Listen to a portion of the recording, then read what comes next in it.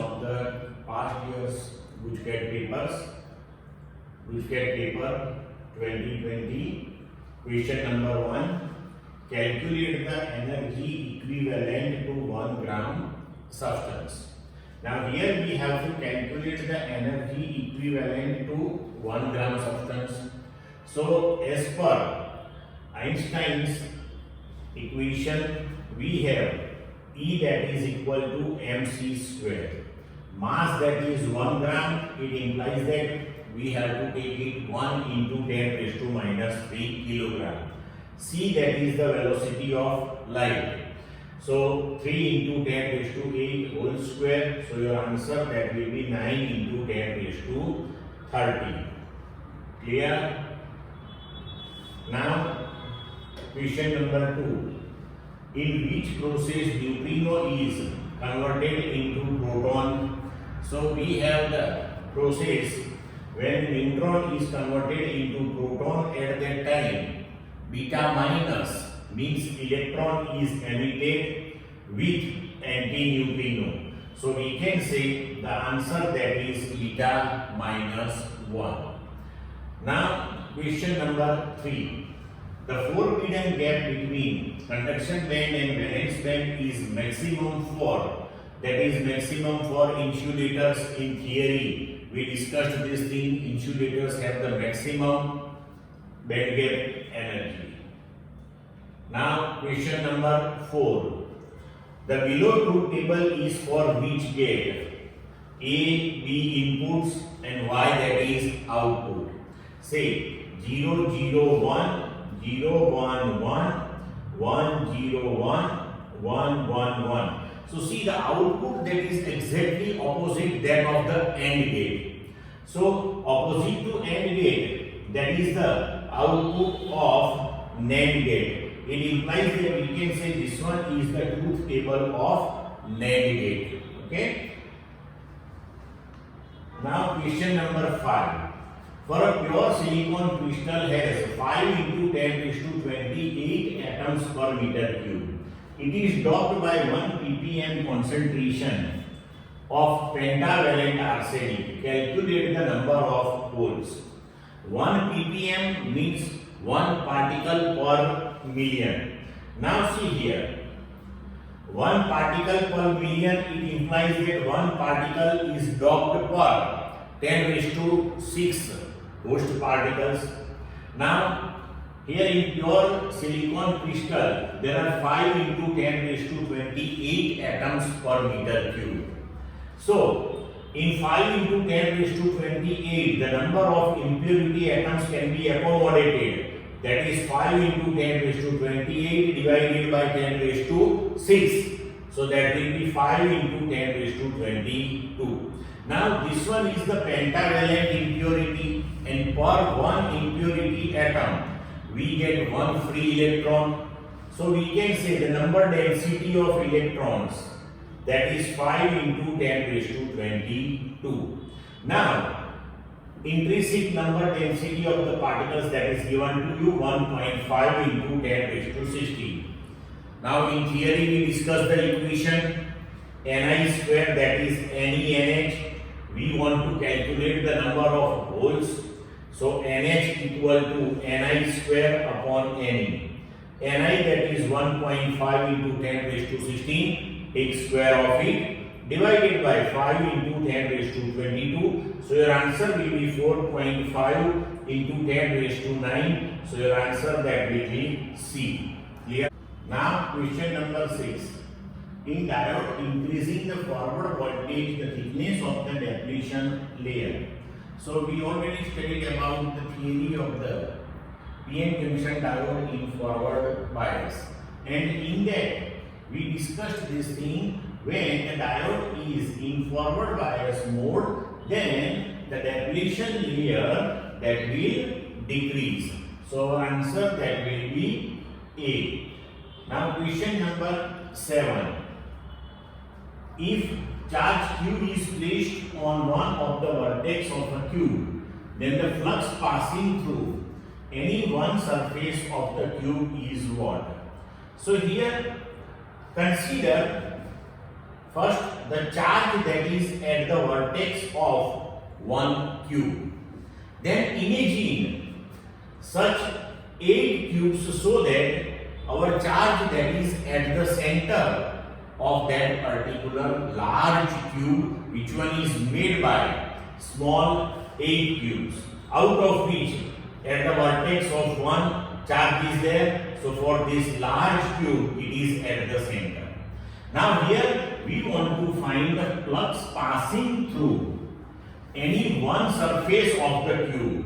So this type of small surface of cube are total 24 here, because 6 faces are there and in each face small 4 faces are there. It implies that here flux that is sigma q upon epsilon 0. So we can say net charge enclosed, that is q upon 24. So our answer that will be q upon 24 epsilon 0. Now question number 8. 2-point electric charges 10 raised to minus 8 and minus 10 raised to minus 8 coulomb are placed 0.1 meter apart. Find magnitude of total electric field at the center of the line joining to these two charges. Now see here, we have two charges, plus q minus q. Magnitude of charges 10 raised to minus 8 coulomb. Now these two are separated by 0.1 meter. And at the center of the line joining to these two, we want to find the resultant electric field.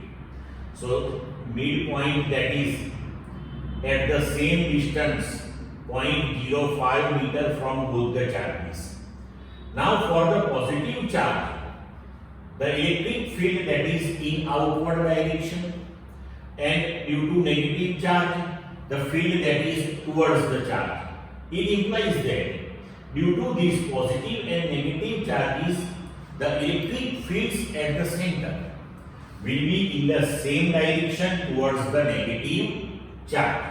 So field at the center, that we can write E equal to, now due to one charge, that is AQ upon R square as per equation, and the electric field due to both the charges, that is same one in the same direction. So we can write the resultant electric field, that is 2 times AQ upon R square.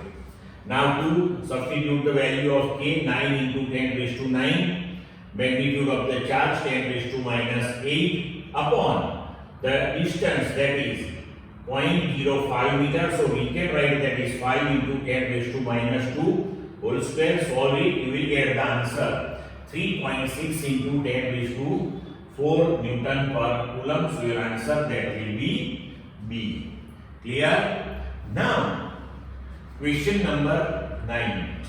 The charge density of uniformly charged infinite plane sheet, that is sigma. A simple pendulum is suspended vertically downward near E. Charge Q0 is placed on the metallic bob. If the angle made by the spring is theta with vertical direction, then what? So let's try to understand this thing with the help of figure. The situation given to you, the charge density on the uniformly charged sheet, that is given to you sigma. Now this is the pendulum. On the bob there is charge Q0. So due to this positively charged plate, this charge Q0 that will be repelled, and here after making angle theta with respect to vertical, the pendulum that is in equilibrium, or we can say that is steady. So when it is steady, we can say the net force acting on charge Q0 on the pendulum, that is 0. When net charge is 0, it implies that the horizontal forces and the vertical forces are perfectly balanced. Now see the forces acting here. Due to this charged sheet, the electrical repulsive force Fe, that is Q0 into E. The weight of the ball, that is vertically downward, mg, and the tension in the string, that is T. If this angle is theta, this will be also theta. So here vertical component of the tension force, that is T cos theta, and horizontal, that is T sin theta. Now, when the system is in equilibrium, horizontal forces and vertical forces are perfectly balanced. So we can compare T sin theta, that is equal to Fe, that is equal to Q0E. So T sin theta, that is Q0 E, the electric field due to uniformly charged infinite plane sheet, that is sigma upon 2 epsilon 0, that we discussed in theory. Now T cos theta, that is equal to mg. Take ratio of these two equations, T sin theta upon T cos theta. So T will be cancelled. Sin theta upon cos theta, that is tan theta. And on right side we can write Q0 sigma upon 2 epsilon 0 mg. Now here make sigma as a subject of equation. So we can write sigma, that is equal to tan theta upon Q0 2 epsilon 0 mg. So here we can see this thing, 2 epsilon 0 mg, all are constants. So we can write sigma proportional to tan theta upon Q0. So our answer, that will be B. Now next question. Question number 10. The dimensional formula of polarization P is what? So first of all, you have to remember the definition of polarization. Polarization P means what? The dipole moment per unit volume, that is called polarization. So unit of polarization, that is dipole moment upon volume. So for dipole moment we have the unit coulomb meter. For volume, meter cube. So 1 meter cancelled here. So we can write in denominator meter square, and this coulomb. So coulomb we can write ampere into second. So resultantly our dimensional formula for the polarization, that will be L minus 2 A1 T1. So our answer, that will be D. Clear? Now question number 11. The relative permittivity for any substance is 80. Then its electric susceptibility, that is how much? Now in theory we discussed the electric susceptibility, that is K minus 1. K, that is the dielectric constant, or we can say that is the relative permittivity. So we can write relative permittivity epsilon R minus 1. Now relative permittivity, that is given to you 80. So your answer, that is 80 minus 1, that is equal to 79. So answer is A.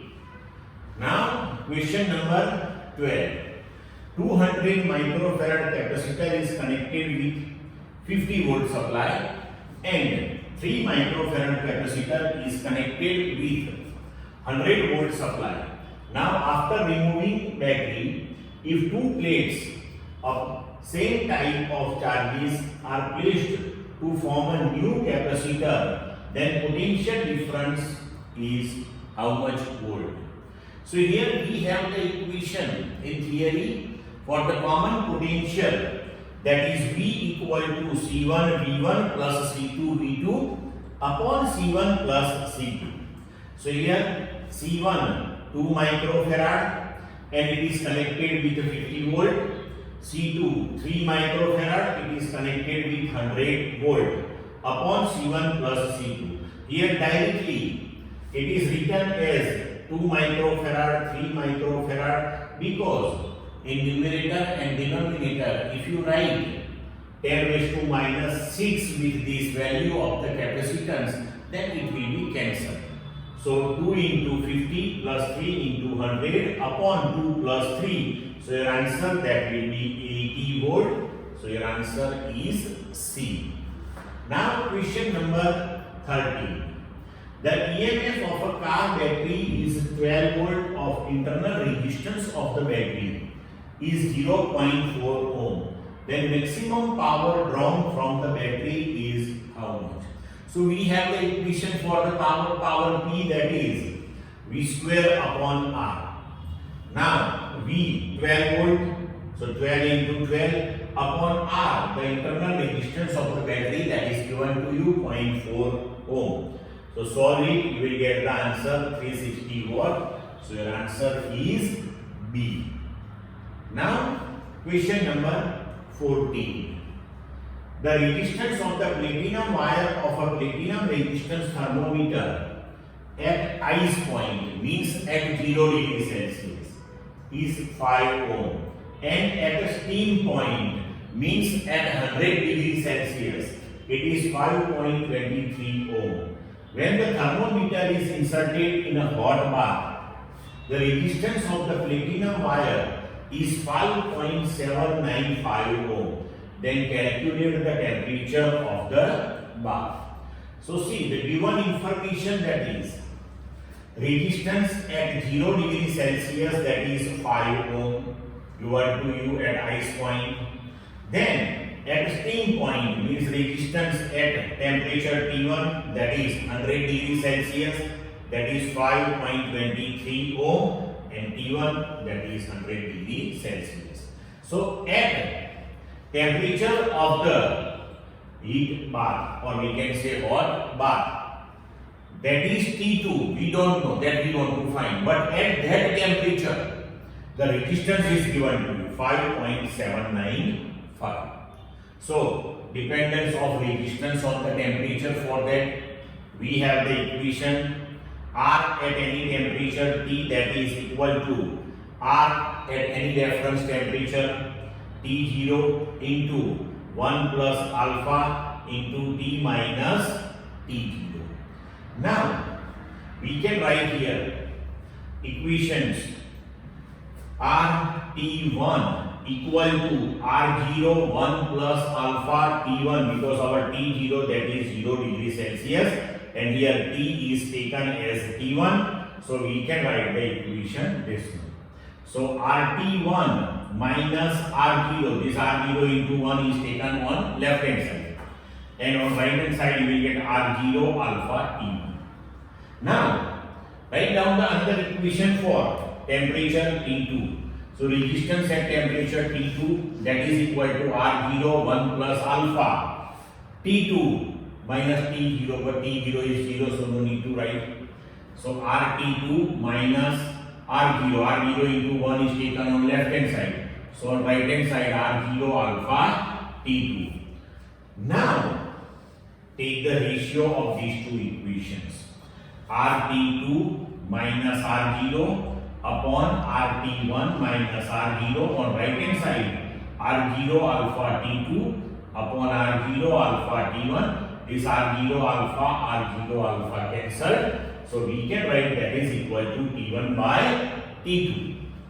Now temperature T2, that is take T1 on this side, so RT2 minus R0 upon RT1 minus R0 into T1. Now see, all the quantities on right hand side are given to you. RT2, that is 5.795, R0, that is 5, RT1, that is 5.23, again R0, that is 5, and temperature T1 is 100. Solve this one, you will get the answer 345.65 degrees Celsius. So your answer that will be A. Clear? Now question number 15. One electric cell having EMF 2 volt and internal resistance of 0.1. The other electric cell having EMF of 4 volt and internal resistance of 0.2 ohm are connected in parallel to each other. Then its equivalent EMF will be what? So in theory we studied about the parallel and series combination of cells. So here for two cells, the EMF E1, E2, 2 volt, 4 volt are given to you, and their internal resistances are respectively R1, R2 are 0.1 and 0.2 ohm. So here equivalent EMF for that, we have the equation E equal to E1 R2 plus E2 R1 upon R1 plus R2. Now substitute all these values. E1 that is 2 volt, R2 that is 0.2, E2 4 volt, R1 that is 0.1 ohm upon R1 plus R2, so 0.1 plus 0.2. Now solve this one, your answer will be 2.67 volt. Clear? Now question number 16. The source of magnetic field is what and source of electric field is what? So here we have to give answer in terms of vector and scalar. So we know this thing, the source of magnetic field, that is current element. Current element that is given by I into vector dl. It implies that the source of magnetic field, the current element, that is the vector quantity, and the source of electric field, that is electric charge, and electric charge, that is the scalar quantity. So our answer, that is vector and scalar, means answer is D. Now question number 17. A coil having 10 ampere meter square magnetic moment is placed in a vertical plane and is free to rotate about its horizontal axis coincide with its diameter. A uniform magnetic field of 2 Tesla in the horizontal direction exists such that initially the axis of the coil is in the direction of the field. The coil rotates through an angle of 90 degrees under the influence of the magnetic field. The moment of inertia of the coil is 0.1 kilogram meter square. Then what will be its angular speed? Now see, in textbook example number 4.11, we derived the equation for the angular speed. Directly we can use that particular equation. Omega, that is equal to under root 2mb upon I, means 2mb upon I raised to 1 by 2.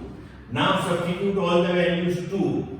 The magnetic moment M, that is given to you 10. The magnetic field, that is 2 Tesla, so 2. And the moment of inertia, that is given to you 0.1 kilogram meter square. Then solve it, you will get the answer 20 radian per second. So your answer, that is A. Now question number 18. 10 ampere current is passing through a very long wire of radius 5 cm. Then magnetic field at a distance of 2 cm inside from its curved surface. So from the curved surface at 2 cm and the radius, that is 5 cm, it implies that with respect to the axis of the wire, we have to find the magnetic field at distance 5 minus 2, means at 3 cm. Okay, so from the axis of the wire, the point where we want to find the field, that is at a distance 5 minus 2, that is 3 cm. So that is 3 into 10 raised to minus 2 meter. Now radius, that is 5 cm. So 5 into 10 raised to minus 2 meter. Now in theory, we derived the equation for the magnetic field at any point inside the wire or inside the current carrying conductor, that is B equal to mu 0 I upon 2 pi a square into R. So here mu 0 upon 2 pi, substitute its value, that is 2 into 10 raised to minus 7, and now current, that is 10 ampere upon 25 into 10 raised to minus 4 directly, that is the value of a square, into r, that is 3 into 10 raised to minus 2. So you will get the answer 2.4 into 10 raised to minus 5 Tesla. So your answer, that is C. Now question number 19. In India, the definition at the Delhi, that you have to remember directly, it is given to you in the text, and its value, that is 0 degree and 41 minute east. So your answer, that is C. That you have to remember. Now question number 20. The relative permeability in a core of a solenoid is 400. The windings of the solenoid are insulated from the core and carry a current of 2 ampere. If the number of turns is 1000 per meter, then magnetic intensity inside the core of the solenoid is how much? So, what is magnetic intensity? Magnetic intensity, that is the current per unit length. So, H, that is equal to N into I. N, that is the number of turns per unit length, and that is given to you 1000 per meter. So, that is 1000 per unit length. Current, that is 2 ampere. So, directly you can give the answer 2 into 10 raised to 3 ampere per meter. Clear to all of you?